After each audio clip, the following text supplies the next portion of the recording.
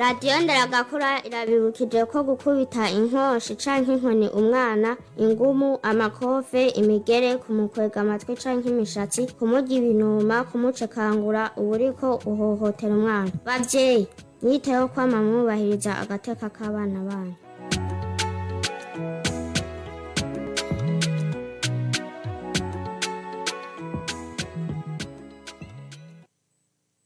Nshuti bagenzi ba radiyo Nderagakura ndabaramukije ndabana kaze muri ano makuru. Mu biga bw'ivyuma ni Nadia Ntunga, ni Nadia Nshimirimana, nayo kuri mikro ni Dieudonné Gwabariro. Ndahere ku ngingo nkuru ziyagize. Umukuru w'igihugu Evariste Ndayishimiye yahaye umubonano kuri uyu wa gatandatu ubuserukira ugwaruka rwo muri Afrika y'ubuseruko, aho baganiriye ku ruhara umukuru w'igihugu cy'u Burundi agira mu guteza imbere ugwaruka.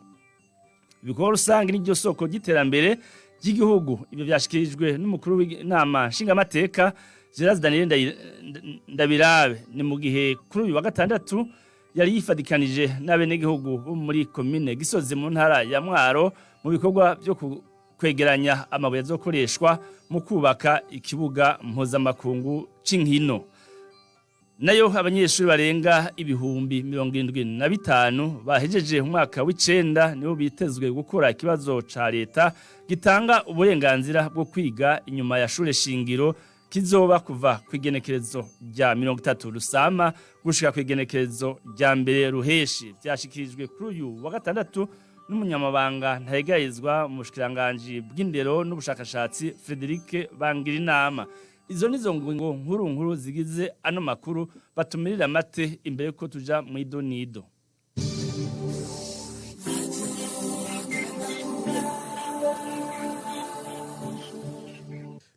Kaze kandi nari mpejeje kubashikiriza umukuru w'igihugu Evariste Ndayishimiye yahaye umubonano kuri uyu wa gatandatu ubuserukira ugwaruka rwo muri Afrika mu karere ka Afrika y'ubuseruko Diane Chamado, nk'uko bimenyeshwa n'umuvugizi w'umukuru w'igihugu Rosine Gatoni Girene, ngo bayaze ku ruhara umukuru w'igihugu cy'u Burundi arangura mu gushigikira ugwaruka.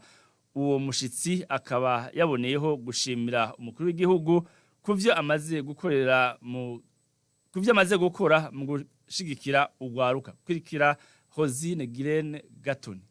Muvyo bayazi bagarutse cane ku ruhara nyiricubahiro umukuru w'igihugu cy'u Burundi akora kugira ngo ashigikire ugwaruka, cane nk'imboneza yatowe ku rwego rwa Afrika kugira ngo aje imbere umugambi w'amahoro, ugwaruka n'umutekano. Uwo mushitsi yakeje cane nyiricubahiro umukuru w'igihugu cy'u Burundi, aranakeza n'ugwaruka rw'u Burundi, avuga ati mwambaye ikirezi cera, murahiriwe cane kuba mufise imboneza nk'iyo ibashigikira, ibafata mu mugongo, ataco idakora kugira ngo mwiteze imbere biciye mu migambi ya leta y'u Burundi yo gushigikira ugwaruka kugira ngo gwitunganye mu migambi ya kazoza. Yongeye kandi aranavuga yuko Uburundi n'ugwaruka rw'u Burundi babafatira ko akarorero kugira ngo ibimaze kurangurwa mu Burundi kandi bigaragara yuko bitanga ivyamwa biboneka bishobore no gushika mu bindi bihugu vyo muri Afrika y'ubuseruko. Uwo mushitsi asanzwe akurikirana nyiricubahiro umukuru w'igihugu cy'u Burundi nawe yamukeje cane, aramutera intege, aranamutuma kugwaruka rwose rwa Afrika y'ubuseruko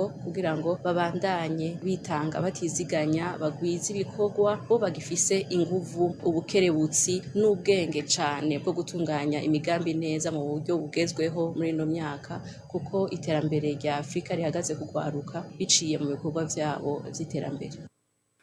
Umukuru w'igihugu Evariste Ndayishimiye akahanura indongozi kuba akarorero keza kugwaruka no gukoresha neza itunga rusange ku nyungu z'abenegihugu. Yabivuze kuri uyu wa gatanu mu nama yari yahurije aha i Bujumbura kuva ku munsi wa kabiri ugwaruka rwo mu bihugu bigize akarere ka Afrika y'ubuseruko.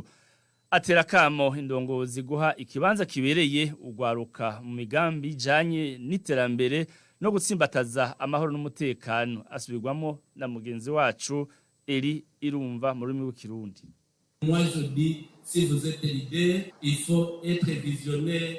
Mvuga nti nk'indongozi no kugira iyerekwa kandi mugakoresha amatungo ya leta ku nyungu z'abene gihugu bose. Ntushobora kuvuga ko uri ndongozi mu gihe utazi gusabikanya neza amatungo ya leta, kurya k'umuvyeyi mwiza mu muryango atunganiriza bose. Kuba indongozi rero ni ugukora neza kugira ushikane abene gihugu kuri kazoza keza. Abarongoye abandi iyo duhuye nama ndabahamagarira gukorana n'ugwaruka iyo bariko bategekanya imigambi kandi nzobibandanya. Kanatsinda ndiko ndaraba ukuntu twokumvikana na leta ya Repubulika Iharanira Intwaro Rusangi ya Kongo kugira dutunganye inama y'ugwaruka w'ico gihugu. Mu gihe inteko zacu zashika muri Sud Kivu mu ndwi zidashikana zibiri imiryango yari itanguye gusubiza hamwe kubera ko twagerageje gusigurira abana bari yakora abavukanyi kandi ko bahamagarirwa kubana haba mu mahigo canke mu magorwa.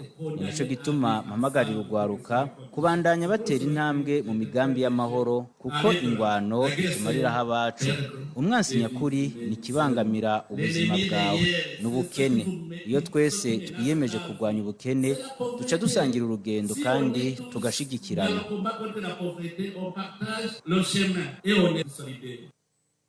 Inama nshikiranganji yakoranye kuri uyu wa gatatu igenekezo rya 10 Rusama uno mwaka yarize yongera iremeza integuro y'itegeko ritunganya gushasha radio na televiziyo vy'igihugu nkuko bimenyeshwa n'umunyamabanga mukuru akaba n'umuvugizi wa leta Prosper Ntawagwamiye. Itegeko rigenga gushika uno munsi radio na televiziyo vy'igihugu niryo mu 1989 hakaba n'ibindi bitandukanye bibereye ko iryo tegeko ryotunganywa gushasha. Kurikira Prosper Ntawagwamiye n'umuvugizi wa leta. Radio na televiziyo vy'igihugu biracagengwa n'itegeko rimaze imyaka 33 kuko ryagiyeho mu mwaka w'1989 mu gihe amategeko agenga intwari ibereye n'ibigega mu mashirahamwe yegamiye leta yahindutse. Ikindi naco nuko mu gisata cyo guhanahana amakuru hakoreshejwe ubuhinga bwo guhanahana amakuru hagiyemwe yandi mashirahamwe akorana na radio televiziyo y'igihugu iruhande y'ishirahamwe Onatel. Birakenewe rero ko amategeko agenga radio televiziyo y'igihugu asubirwamwo kugira ngo yisunge ibitegekanywa mu bijanye n'intwari ibereye n'ubutunzi mu mashirahamwe yegamiye leta be nibihe tugezemwo. Inama shikiranganje imaze kwihweza iyo nteguro yarayemeje mu byo yashikirije hakaba harimwo ibi bikurikira: guhindura umutwe w'iri tegeko rikavuga ko ari ingingo zimwe zimwe zihindutse mu mabwirizwa n'amategeko yisungwa n'integuro, gukuramwo ibwirizwa rishinga amahera leta ikoresha mu mwaka wa 2022 ushira umwaka wa 2023 kuko ryo rimara umwaka umwe gusa, irindi naryo rikazobandanya. Mu bijanye n'ingene radio televiziyo y'igihugu itunganijwe, gushiramwo amashami yayo akorera mu gihugu hagati, kwerekana imirimo ubuyobozi bwose bujejwe, kwerekana ibisata abagize urwego nshingwantwaro baturukamwo, gukuramo ibijanye n'ibiringo ku muyobozi mukuru n'abayobozi, gutomora ingene abakozi bahabwa akazi, gutomora ko radio televiziyo y'igihugu ikoresha uburyo ironkejwe na leta. Mu bijanye n'ahava uburyo, kongera ko uburyo burihwa n'abasavye radio televiziyo y'igihugu ija kwerekana ivyo bariko bararangura canke bibamenyekanishe. Tomora ko uburyo bwose butozwa n'igisata OBR bwinjira mu kigega c'igihugu. Gukura muri iyo nteguro ibijanye n'ikiringo gihabwa umushikiranganje ngo abe yagize icavuga kuvyo yarungikiwe n'urwego nshingwantwaro. Ibikorwa rusange nivyo soko giterambere n'ubwigenge bw'igihugu kuko ari ivyo biteza imbere ubutunzi bw'igihugu, vyashikirijwe kuri uyu wa gatandatu n'umukuru w'inama nshingamateka Gerard Daniel Ndabirabe muri komine Gisozi mu ntara ya Mwaro, aho yakoreye ibikorwa by'iterambere rusange byari bijanye no kwegeranya amabuyi azokoreshwa ahazubakwa ikibuga mpuzamakungu c'inkino. Akaba yasavye abari ngaho gukomeza ivyo bikorwa kuko bituma igihugu kibarurangiranwa mu makungu. Ni inkuru ya David Irakoze. Ivyo bikorwa by'iterambere rusangi bisanzwe bitunganywa ku minsi ya gatandatu uno musi mu ntara ya Mwaro abene gihugu baho bari bashigikiwe n'umukuru w'inama nshingamateka abakenguza amateka n'abashinga amateka batowe muri iyo ntara hamwe n'abandi bategetsi batandukanye. Mu ijambo ry'ikaze buramatari w'iyo ntara ya Mwaro Gasanzwe Gaspard yashimye uko abene gihugu babanye acamenyesha ko n'imigambwe itandukanye ikorera muri iyo ntara ibanye neza kandi yitabira kumwe ibikorwa by'iterambere rusange. Aha ni bituma amahoro asasagaye imigambwe ikoranga hamwe ntara ya Mwaro n'imigambwe bubaha amategeko ayegenga baragira amanama kugira bimeze hanyuma hageze ibikorwa rusangi baraha nka bose bagasenyera ku mugozi umwe. Umukuru w'inama nshingamateka Gerard Daniel Ndabirabe afashe ijambo akaba yavuze ko ibikorwa rusanga ari ryo soko ry'iterambere binakomeza gufashanya neza n'ibindi bihugu. Ibikorwa rusangi ni isoko ry'ubutunzi atawe rikumira aho twebwe ubwacu abarundi dushoboye kwikorera ibyo twifuza tutagombye kureka amaboko hanze. Kuri kino gihe haravuga ibyo gufashanya no kuvuga mpanguhe ibyo nivyo twifuza natwe ko twokwinjiramwo mu gihe twebwe tumaze kwitunganiriza ibyacu hanyuma tukaronka natwe ico twotanga mu gihe ugiye gusaba ukaba ufise n'ico wotanga. Araheza yongera koko ubwigenge atari mu majambo ahubwo nabwo buva mu bikorwa. Ibikorwa rusangi ni isoko ry'ubutunzi kandi ni isoko ry'ubwigenge. Kwigenga ntibivuga gusa yuko uzoza ubiririmba ufise na drapo n'ibindi. Oya, kwigenga bihagarara ku nguvu wowe ufise z'ugushobora kwerekana koko ko wigenga. Nivyo rero turiko turavuga kwigaba ukigaburira. Yatanze n'izindi mpanuro zitandukanye aho yahanuye abanyamwaro kwirinda amatati na cane cane yafatiye ku matongo. Ivyo bikorwa rero bikaba byari byerekeye kwegeranya amabuye hazubakwa ikibuga c'inkino naco ngo kikazotwara miliyaridi zababa 18 ngo kikazubakwa mu myaka 10. Bamwe mu barongoye amashirahamwe adaharanira ivyicaro vya politike batunganije iganiro kuri uyu wa gatandatu kugira bahanahane ivyumviro ku vyabaye ku igenekerezo rya 13 Rusama umwaka w'2015 aho hari akagwi k'abantu bashatse gutembagaza ubutegetsi. Ico kiganiro cabereye mu gisagara ca Bujumbura mu nyubakwa Nyabagere Conference Center kikaba cabaye mu gihe haheze imyaka 8 uko guhungabanya inzego kubaye. Abitavye ico kiganiro bagahamagarira abarundi kubungabunga ingendo ya demokrasi mu kwitorera ababarongora. Ni inkuru ya mugenzi wacu Epimac Bamboneyeho. Muri iyo nama yari yitabwe kandi n'umuvugizi w'umugambwe uri ku butegetsi abafashe ijambo bamenyesheje ko ivyabaye kwari kuvuguruza intwaro ya demokrasi yitorewe n'abene gihugu. Mu ijambo ry'intangamarara urongoye ishirahamwe KPS Plus Hamza Venaburikiye yamenyesheje icatumye ico kiganiro gitunganwa. Turemesheje iki kiganiro kugira ngo tuyumvire intahe zikirizwa na bamwe n'abandi babaye muri ivyo bihe kugira ngo turabire hamwe ng'abarundi icigwa byatubyaye gutyo tubandanye dutsimbataza amahoro n'umutekano mu gushigikira inzego ziteruwe n'abene gihugu. Nakaryo ko gutera ibyatsi ubugira kandi iyo ngendo igahitse yibonekeje kwigerezo 13 Rusama mu 2015 tugasubira tukakeza abene gihugu berese ako kagwi nk'ingorabara ko utitaha. Nayo umuvugizi w'umugambo uri ku butegetsi CNDD FDD Nansini Net Mutoni yamenyesheje ko ingendo nk'iyo ari iyo kwiyamiriza akanakengurukira kandi n'abafashije kugira ngo ibintu bisubire mu buryo. Twavyakiriye rero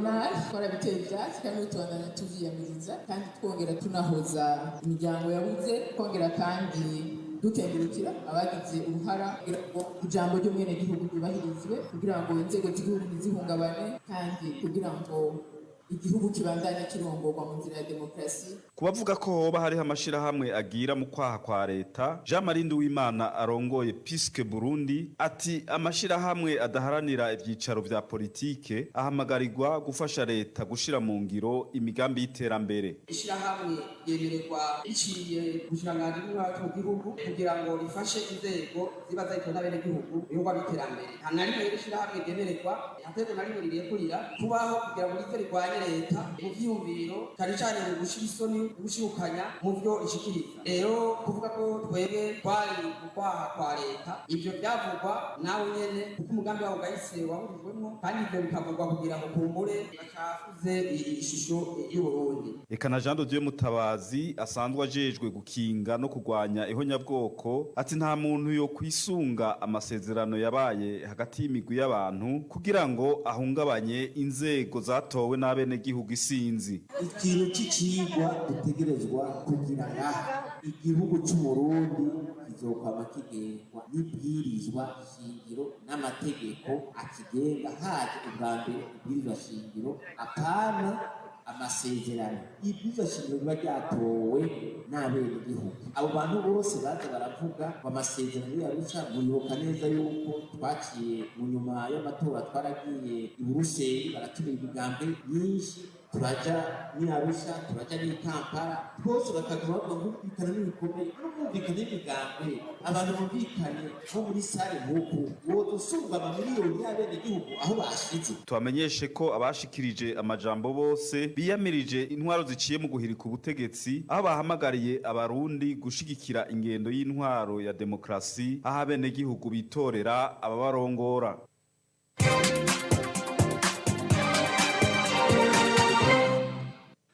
Radio Nderagakura tubandanye n'amakuru twabateguriye mu gisata c'indero abanyeshuri barenga ibihumbi 25 baje umwaka w'icenda wa shure shingiro harimwo 21 bagendana ubumuga nibo bitezwe gukura ikibazo ca leta cuno mwaka kikaba giteganijwe kikaba uburenganzira bwo kwiga inyuma ya shure shingiro giteganijwe kuva kwigenekerezo rya 30 Rusama gushika kujya mbere ruheshe kuri uyu wa gatandatu akaba ariho umugwi w'abigisha bagiye gutora ico kibazo watangujese ico gikorwa mu nyubakwa zikora ibitabo RPP. Umunyamabanga ntahegayezwa mu bushikanganje bw'indero n'ubushakashatsi Frederic Bangirinama yatanguje ico gikorwa asaba uwo mugwi gukorana ubwitonzi ntangere abanyeshuri nabo akabasaba kwitegura neza umuti muri munda kuko ico kibazo gisa n'ibindi. Tumukurikire.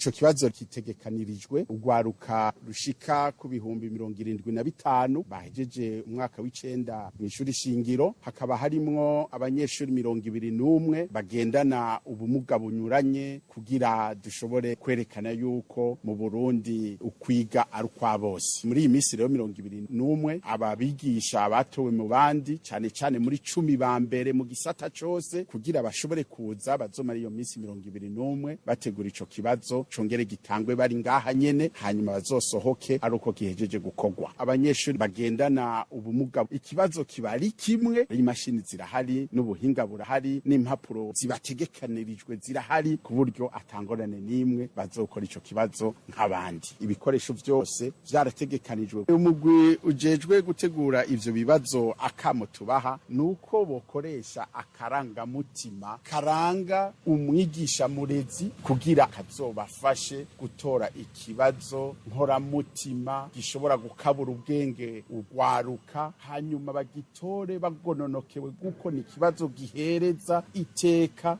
ubushikiranganje bwacu bw'indero n'ubushakashatsi mbere Uburundi bwose kuko iyo gitanzwe bituma twerekana mu makungu ko turi ku kivi kandi ko dushobora guhagararira indero y'akanovera ishobora gutuma twemerwa no mu bindi bihugu kugira ugwaruka rwacu rugiye kwiga mu bindi bihugu bagwakire atangorane n'imibaye. Abanyeshuri two bamenyesha yuko ikibazo ca leta bazosanga ari kibazo gisa na bijya bakoze bashobora gutora hanyuma bakamenya. Ni naco gituma rero twobasaba tubifuriza yuko bo kwitegura bakitegurana umutima munda hanyuma bakazotonda bose kuri iyo tariki ya 30 kugira bakora ikibazo kibaha ubwo burenganzira bwo kuja mu ishuri nyuma y'ishuri shingiro. Ikigo kijejwe kwegeranya amakori n'amataxi OBR catunganije kuri uyu wa gatandatu amahiganwa mu migwi y'abanyeshuri 36 Club Ami du Fisc mu Gifaransa yabaye ya mbere mu ntara z'igihugu. Mu ntara ya Gitega ayo mahiganwa akaba yitabwe n'abanyeshuri 30 baserukiye amashuri 6 yatowe mu ntara za Gitega, Mwaro, Cankuzo, Karusi na Ruyigi. umuyobozi w'igisata cyo kumenyesha amakuru obeyere Standing Ndakumana amenyesha ko ayo mahiganwa yateguwe ku nshuro ya kabiri mu ntumbero yo gutsimbataza mu mashuri akamaro ko gutanga amakori n'amatagisi mu iterambere ry'igihugu. Mwomenya ko ishure ry'akamarorero rya Musinzira yo mu ntara ya Gitega ariyo yabaye iya mbere muri ayo mahiganwa ku manota 90% ikurikirwa na NFA Kibumbu yo mu ntara ya Mwaro ya gatatu kaba Itabu Karusi. Mu buraruko bw'igihugu ayo mahiganwa akaba yabereye kuri lycée Don Bosco y'Ingozi, akaba yahuje amashuri 5 yo mu ntara za Ngozi, Kayanza, Kirundo, Muyinga. Waserukiye obeyere muri ayo mahiganwa Ndayizeye Anastase amenyesha ko ari mu ntumbero yo guhimiriza abarundi uhereye kugwaruka akamaro ko gutanga amakori n'amatagisi. N'inkuru ya Juvenal Barenga. Ku mashuri 5 yari yitavye ayo mahiganwa yabereye kuri lycée Don Bosco Ingozi, ishure rya lycée Sainte Famille y'Ikanyinya yo mu Kirundo, akaba ari ryo ryatahanye kibanza ca mbere mu kurusha seminari ntonya yitiriwe Pio w'icumi y'Imuyinga. Gutyo iryo shure riba rironse amahirwe yo kuzoja mu mahiganwa ya nyuma. Ikibanza ca gatatu kikaba catahanywe na lycée Don Bosco y'Ingozi, ica kane na lycée Busiga, ni mu gihe ikibanza ca nyuma catwawe na lycée Komibu yo mu Kayanza. Kubijanye n'ubushimwe bwatanzwe na Obere, abanyeshure bose bitavye ayo mahiganwa uko ari 25, umwe wese akaba yaronkejwe amakaye 10 y'impapuro 100, ikaramu 10, ikaramu z'igiti 10 n'udufutisho. Kuri ayo makaye yatanzwe hakaba hariko ubutumwa buvuga buti ndugure twamugina twamwe tuzirikana na ntaryo ko amakori n'amatagisi ariyo soko y'iterambere ry'igihugu. Na inyuma hakaba handitse ngo domako urutoke umukozi wa Obere asavye yakiriye igiturire canke yerekanye inyifato itabereye mu kazi. Bamwe mu banyeshure bari bitavye ayo mahiganwa bakaba bavuga ko bagiye gukwiragiza ubwo butumwa, gutyo abanyagihugu barushirizeho gutanga amatagisi n'amakori, igihugu kibandanye gutera imbere. Tubibutse ko bimwe mu vyari bigize ayo mahiganwa harimwo amazina, ivyese, uguhimiriza gutanga amakori n'amatagisi biciye mu byo bita publicité mu rurimi rw'igifaransa, n'ibibazo byo kwandika n'ibindi. Amahiganwa ya nyuma akazoba kuwa 20 z'uku kwa Rusama Igitega. Ingozi, Juvenal Barenga ku bwa radio Nderagakura. Inkuru ya nyuma y'ano makuru twabateguriye, abamenyesha makuru 10 kuri 32 bari batanze ibikorwa vyabo mu higanwa ry'inkuru zijanye no gutekaniriza kazoza abakozi baronkejwe ubushimwe kuri uyu wa gatanu. Urongoye urwego sense yamenyesheje ko muri rusangi abo bamenyesha makuru bakoze neza, akabahamagarira ko mu mwaka uza bo kwipima ari benshi kandi batsinde. Juti bagenzi ba radio Nderagakura, aha niho amakuru twabateguriye agarukiye, tukaba tubakengurukiye mwebwe mwese mwaduteze yompi, nkaba ntibagiye no gukengurukira Nadia Nshimiyimana yatumye amajwi n'amasanamu abashikira. Mugire ijoro ryiza.